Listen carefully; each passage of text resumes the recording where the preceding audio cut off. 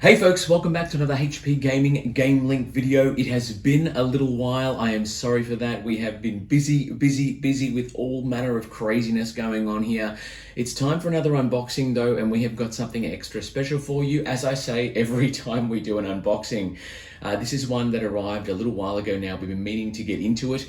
Very excited to take to the stars and go on a bit of bounty hunting and beat back those pesky mutants at their own game as we unbox IDW Games Galaxy Hunters.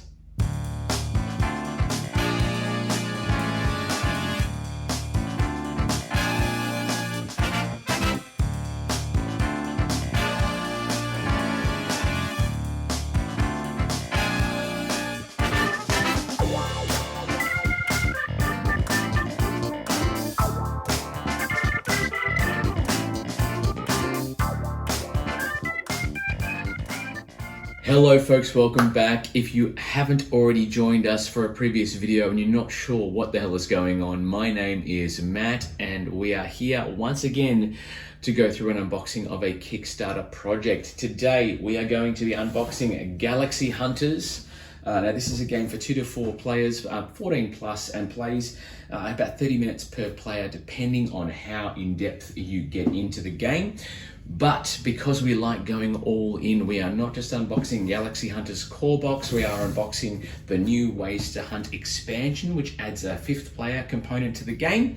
And we also have all of these stretch goals that were unlocked in the Kickstarter campaign as well, which is very awesome, very exciting stuff. And the minis of the mechs that you get to pilot in this game, in this box, yeah, well, you'll see soon enough. Let's get into it. We are going to open up the core box first and get into all the crazy stuff inside here. Now, the box is quite sturdy. It's quite decent size. There's quite a depth to it, as you can see there as well.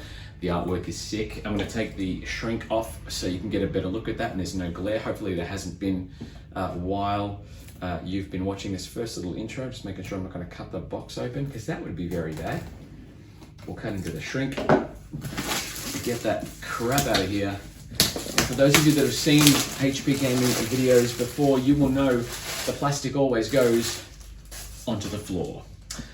Wow, I mean the artwork on the side of the box here, I'm just going to show you there, is pretty sick. You got all the mechs. These are all the mutants on the far side. Effectively, this is a little bit worker placement, a little bit push your luck, a little bit. I don't know, it's effectively you pilot up, you choose a pilot and a mech out of a lot of different combinations that will dictate how many upgrades you can purchase. And it also means that you've got different ways the game will unfold depending on the pilot and mech combo you choose. Yeah, and then you send your mini out to make planetfall, cause all sorts of trouble for the mutants, which are threatening the entire galaxy. Bounty hunter style, which I love. Let's get this sucker open, get him down close, and we'll show you what's in the box. Okay, so I've pulled out into a bit more of a wider shot because this box is slightly larger than what we're used to. It is almost the size of the playmat, as you can see here, which is pretty epic. The artwork pretty much sums up what the game is all about. You've got the pilot in the mech and then the mutant that you are trying to hunt. Your technical info on the game rather than just sort of briefing about what the game's about, player count, etc. I really like that. It's quite nice. Minimum age for mech piloting is 14 years of age. You've got the unit code name, Marine Sphinx, Monsters Titan. It looks absolutely awesome. The artwork is pretty fantastic. We'll put that one to the side and get into it. We've got the rulebook first off here. Now it looks nice, glossy. Ooh, that's a bit of weight there. What do we got? What do we got here? Let's have a look. We got 32 pages, including a quick reference on the back that tells you all the different resources and resource tokens that are there. Have a quick flick through here. Contents, you've got story components, different breakdown of the components of the game, setup, returns, maintenance phase, action phase, how the game ends, the mutants, what they do, all the different upgrades you can purchase for your mechs around the outside of the mech boards. So you'll see that the pilots, there you go, and the pilots and the mech, you can actually get them to slot in to the different mechs, and that dictates what upgrades you can use for your mech. So the pilot mech combo means that you're going to have a lot of replayability as you find your niche pilot combo. I guess it is quite cool the way you have to put them all together. I'm excited to see how that all plays out, particularly with all the different upgrades that are available, extra armor, extra batteries, radiation free, all sorts of achievements, specialist cards, a lot of stuff in the rulebook, which is awesome. Punch boards, which is all here. They list all the different mutants you can get or you can face. These guys look quite nasty. Let's get one of these out here. Oh, decent punch, decent weight. They make a good noise, which is cool. And then you've got some nasty looking dudes as well, which I'm assuming these are the guys that you'll be taking the fight to, which is awesome.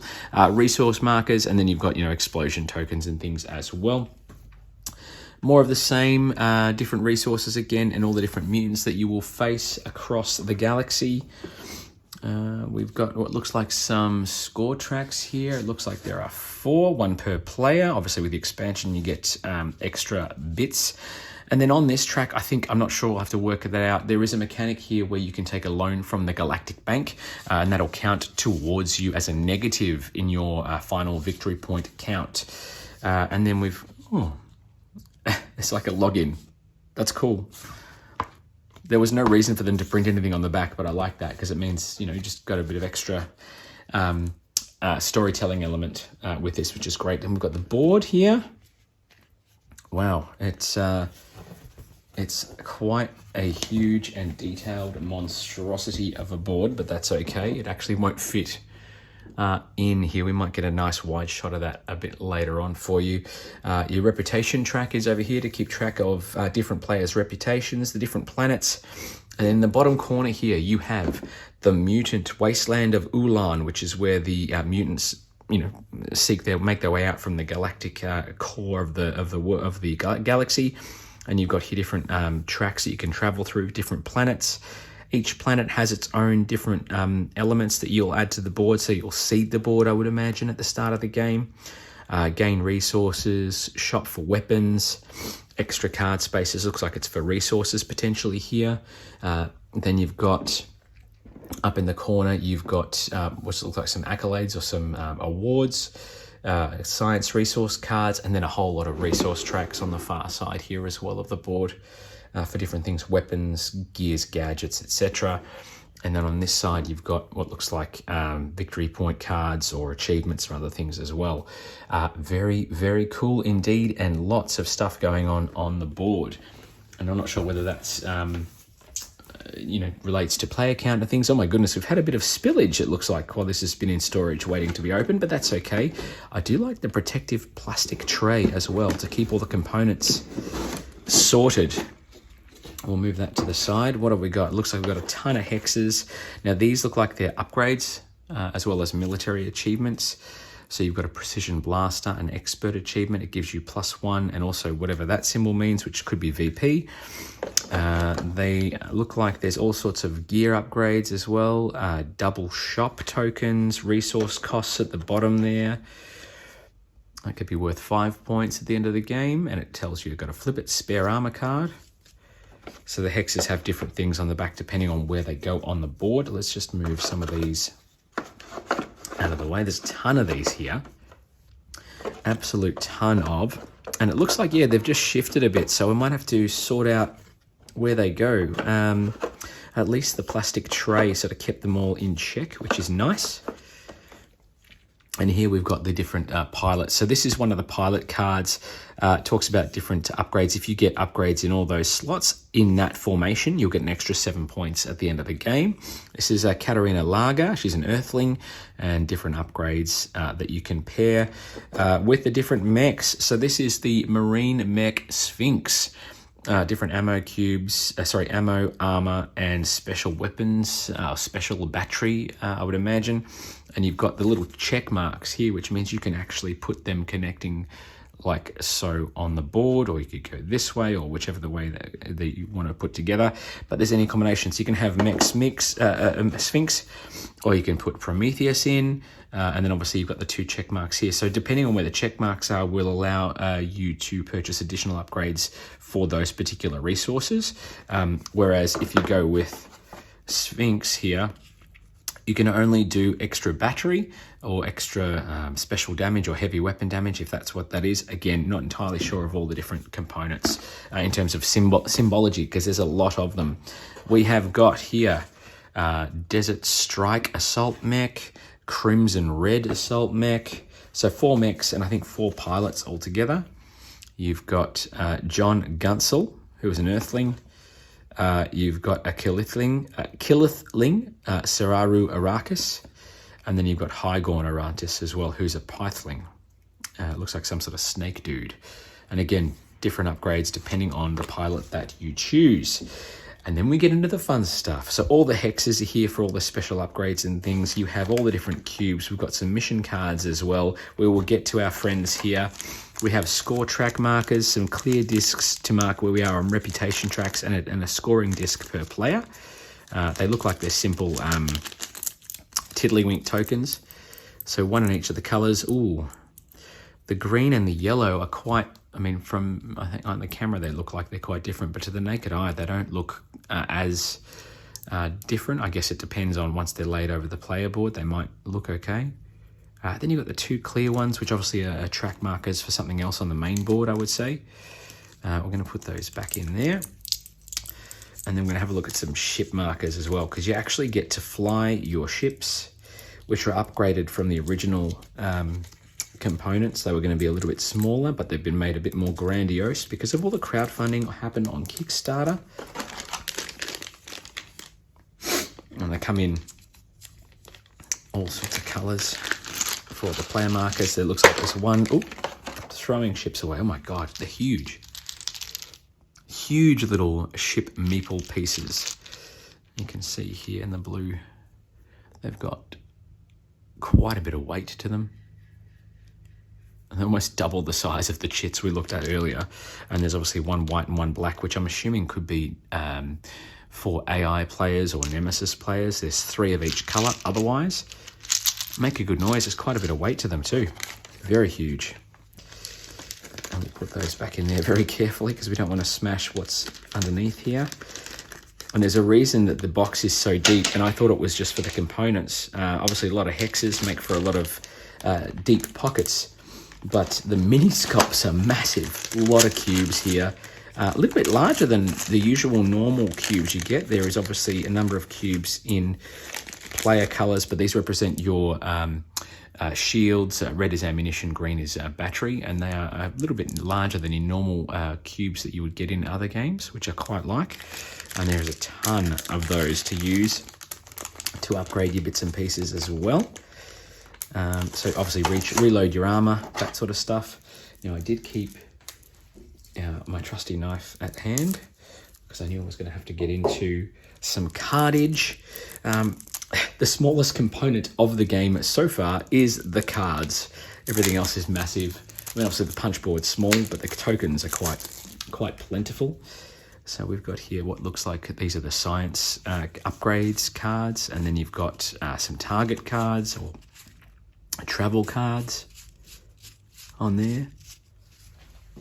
And then on the front of these, we have the different missions. So these must be kept secret.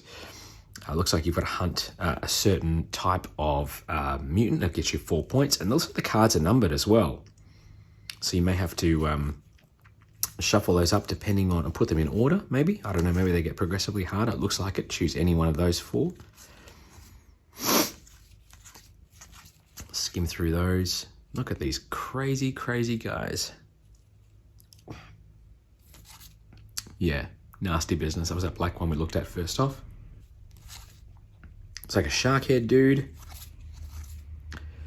You must be able to choose which mutant you want to hunt, depending on the different bounties. The bounty looks like the numbers are getting more and more. Well, they range from 7 to 4. Lots of different missions there. And they range in numerical value. So I wonder if that has something to do with the setup, how you see the board, that sort of thing. Then you've got scientist upgrade. For some government currency, you'll get +1 in different points. You get repair bonuses for engineer, miner, let you get extra resources. That makes sense. The dealer allows you to deal with weapons for all sorts of resources. Oh, an officer will allow you to have an extra upgrade slot. That's pretty cool. Radioactive, so if you're radioactive, you will get 4 victory points. Sniper. Banker will give you 2 credits, 3 credits to get the communications upgrading. Smuggler will allow you to have extra ships. Recharger for extra battery points. Miner again, dealer.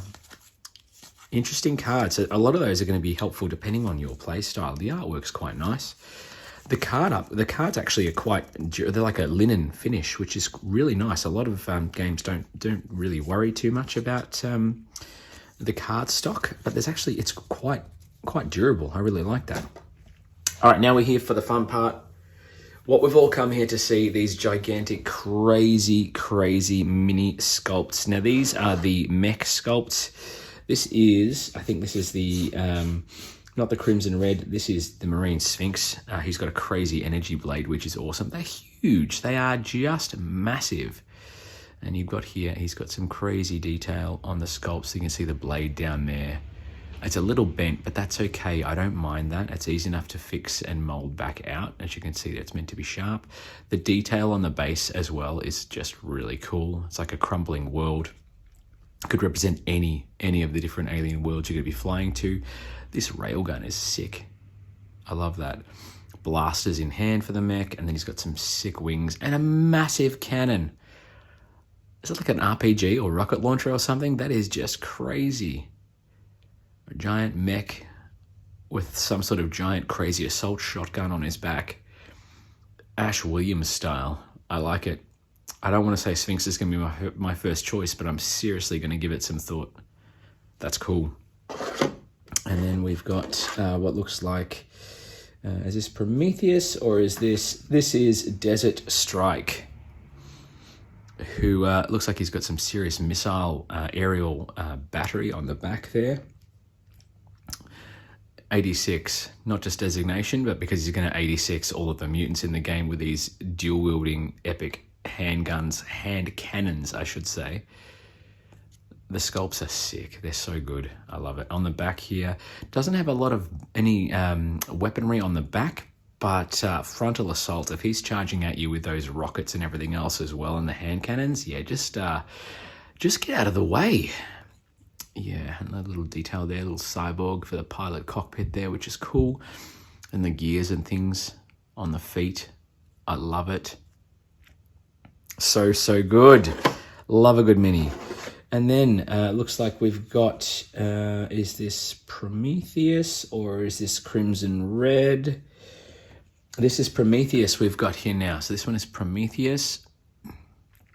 Again, he raises that arm up and he has got like a little rail gun or an Assassin's Creed weapon of some sort, but in mech form. I love that. A lot of detail on the sculpts of this one too. It's got all sorts of little pilot. Where's the headpiece there for the military, and again another blade like a laser sword or something on the top there, which is cool. And the back, he's got the energy cells happening. So good. I love the details here. You've got obviously a bit of ribbing and everything else for the mech. Looks like it could be some sort of heat sink.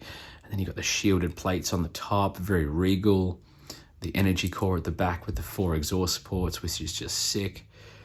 And he's reaching out to just blast some, mutant scum, which is just cool. I love it. I love it. I love it. I love it. I don't even know which one to choose to begin with. There's just so many options. I love your work. And then this one must be Crimson Red.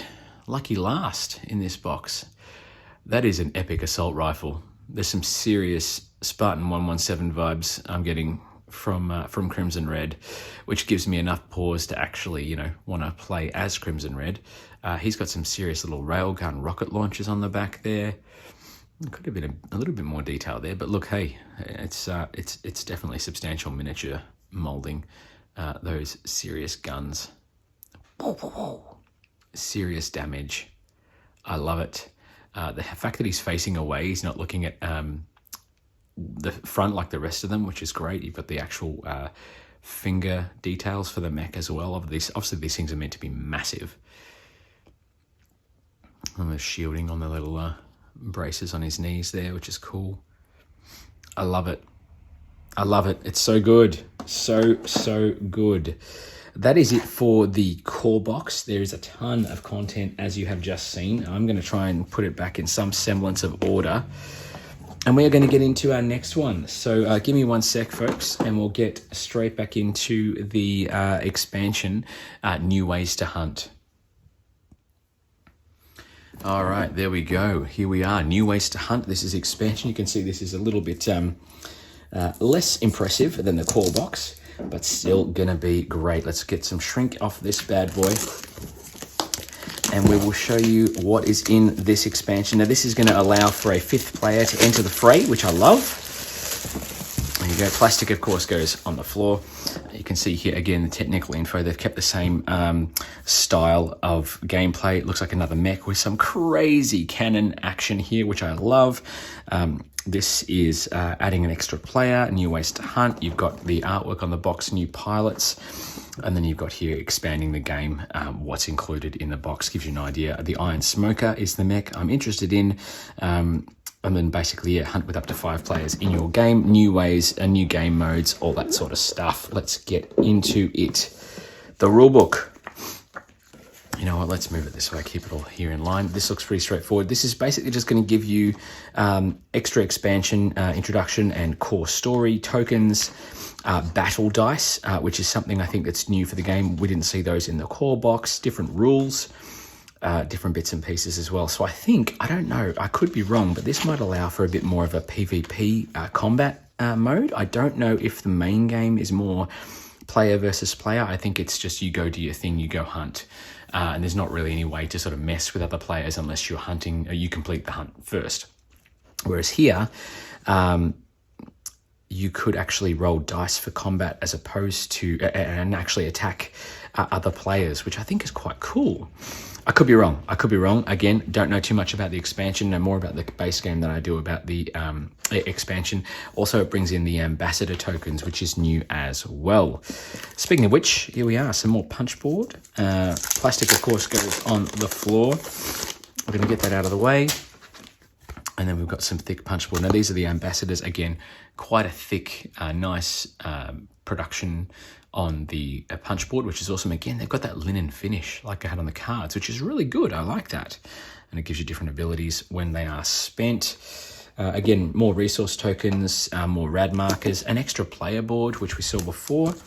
The Marion Network's resource management solutions, which is basically just, again, another scoreboard with a nice linen finish, good, high quality, sturdy board.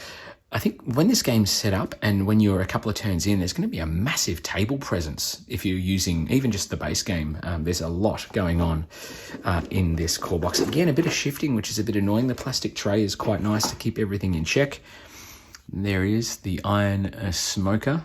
So you can see you've got different abilities. You start with your check marks on the board and some designations there as well. Organic Machine.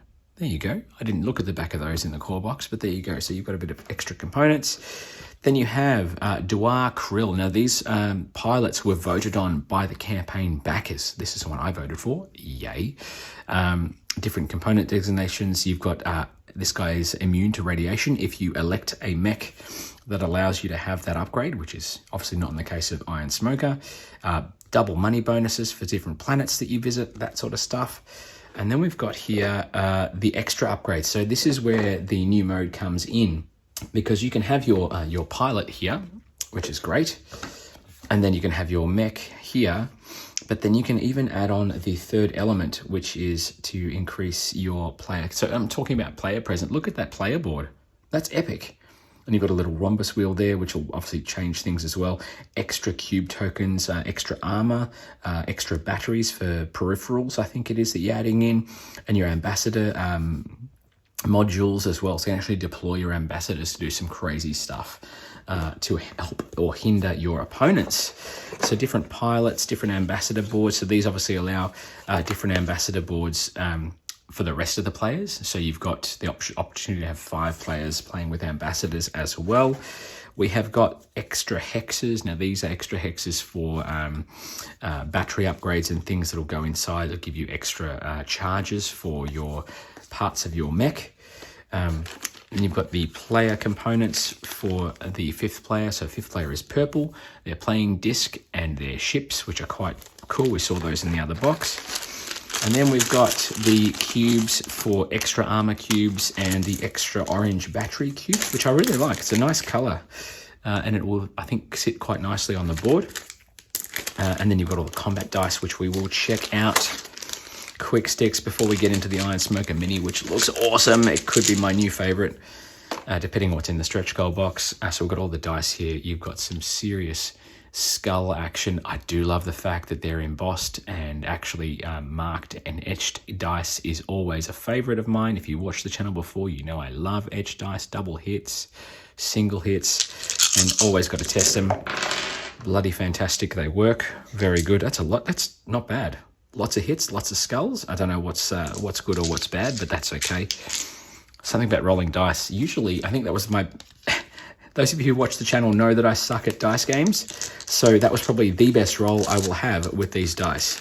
I could be playing Catan and get on 6 and 8s when I set up and roll nothing but 7s for the entire game. That is just the sort of luck that I have. And then finally, the Iron Smoker Mini, again with that cracked. I actually think I prefer this. This looks like it's a bit more defined, but there he is. In all his stunning glory. He has got a sick, absolute cannon that he's using to drill down. I love this as well. The little ribbed shield he's got facing everybody. He's got a little bit of protection here, but this is what it's out. And then you've got, boom, just serious damage. And I love he's got an energy cell. That's reminiscent of Metroid. And they've played with a bit of depth because you've got the big one on the back, but then you've got the 2 smaller ones here as well. That's sick. I love it. It's so good. The minis go big or go home. I love it. Oh my gosh. He's even got like a bit of Iron Man going on here in the middle. That's so good. It's not what it is, obviously, but that's just me being, silly. But I don't care. I love it. It's so good. So good. Oh my goodness. Decisions. Who do you want to play as first? So many choices. Not enough time. All right, let's just see. We're going to put these back in some semblance of order as best we can. We have one more box to get through, and that is, of course, the stretch goals, which will allow for, hopefully, some extra special treaties as well. There you go. Iron Smoker can go back in there. This is going to go back on there. We're going to put all the punch board and everything else back in the box, and then we're going to get straight into the stretch goals. So I'm going to put that there, out of the way, and then we're going to put this one over here, and then we have the wonderful stretch goals box, which is still quite busy. There's nothing else printed on it. It's literally just a box to house all the peripheral content that was unlocked during the campaign. And I don't know, stretch goals can be really rubbish, or they can be really fantastic. And I think if it adds to the gameplay, then it's worth investing or encouraging other people to invest in the game so that the stretch goals benefit everybody. So you don't need the extra expansion, the new ways to hunt, but the stretch goals are just going to give you, that much more depth to the game, more options to play, all that sort of stuff. It's very cool. So let's have a look and see. Oh, it's so exciting. I love a good stretch goal box, especially when it's a brand new box they're built specifically for backers. Let's have a look and see what we've got in here. We have another rule book. That's interesting. I didn't expect that. I thought it was literally new components and tokens and things, but here we are. Extra reference. So it's just like a breakdown of all the different cards that are available, because there was extra cards that were unlocked as well as other bits and pieces, which you'll see. Battle axe equipment, some shields, golden blades, piercing blades, and then the different pilots that are unlocked as well, because there's extra pilots, extra combinations. I love that. It's so great. Again, we've had a bit of shifting, but that's okay. I don't mind that. That's fine. So long as everything's okay, that plastic cover is going to do a world of good. extra mutants that we can fight. We've got some nasty business. Looks like it's got some crazy teeth on that one. I don't know if you can see that clearly. Again, high quality production. Have we got a linen finish? Yes, we do. Linen finish on that one as well. All right, let's open this bad boy up. Get rid of the plastic. I'm just going to make sure there's nothing else underneath. No, there isn't. Unfortunately, no surprises, no secrets. So this looks like he looks the business. Some sort of ancient tree mutant demon of death and craziness. Rewards. So the mutants have rewards on the back when you defeat them. And give you extra special bits and pieces, which we love. Then we've got extra weapon upgrades. Let's get these out of the box. We've got the weapons we looked at in the rulebook. So that's like a special blade, the battle axe, the shield, more of the mutants you can fight, golden blade, extra shield tokens. So it looks like people can get multiple upgrades. It looks like they cost a pretty penny though. Some of those upgrades cost a lot of resources to get. There's the battle axe. Again, really high quality production on those, which is nice. Actually, overall, so far, obviously we're third box in, I'm actually pretty impressed with how this has all been put together. It looks the business, not just the enemies and everything else, but it just looks really slick. Let's have a look at some cards here. These add to the mission cards in the core box. And it looks like some other cards there as well. So this is a number 16. Hunt this guy down, get some resources. Different mutants you can battle as well. These ones come back to the ones we saw in the core box. And the victory points associated herein, which I love. And then you've got these special cards that go into those other decks that we talked about in the core box. Employment, radiation capture technology, Citron energy, motors, so you get favor through the galaxy, Lazarus solutions, change your mission leader, networks for DNA hunters, black market travelers. So these must be cards that you can use to basically they will an alignment with a certain organization, so you would hunt down their specific type of mutant and get bonuses based on the corporations that are involved, which kind of like the company Weyland-Yutani, but you know, not as deadly and not as selfish. Maybe they are. I don't know them very well. More mechs. 1, 2, 3, 4 new mechs. Oh my bejesus. There's lots going on here. So you've got the Lightning Angel, Black Wasp, Maximus, which I think is a direct reference to Optimus, as you can see there. And you've got Starfire there as well, which looks cool. So we'll keep those to the side. Then we've got some more pilots. We have Maya, who is an Earthling, and she's got lots of weapons and guns that would acquire. You've got Mina, who's a Mutarian. You have Khan Utara, who's a Haitian, Kiran Tor, Vash Night Toe. Serious business for those folks. And then we have more mechs. All right, so let's have a look here. We have got, let's start in the top corner. We have got, who is this one? Is this Black Wasp? Yes, it is. Okay, so this is Black Wasp, who is carrying some serious firepower and some bladed wings. Look at that business. Oh my goodness. And then if we come around this way, you've got some serious shieldage. You've got the detail on the front and then that serious shield. Serious stopping power there. And also probably some serious damage, I would imagine. I wouldn't want that to be smacking me in the face. And that same detail on the base, which is cool. So that's Black Wasp. And then here we've got Starfire. Again with a curved blade, which I think that one's actually meant to be curved. Looking at the picture on the artwork of that Starfire here, this one. And then we've got some serious. I'm getting some serious Metroid vibes from this one. A bit of Samus action, which is cool. Not a lot of likes the up close and personal. We've got the blade, but I can't see any more like weapons, hand cannons. It looks like we've got a little bit of business at the back here. maybe some rocket launchers or something. But yeah, definitely likes to get up close and personal with Starfire, and I kind of like that. That kind of intrigues me. I'd like to see how that would go, causing trouble. And then we've got here what looks like Maximus Prime, as he's more affectionately known, or Prime in general.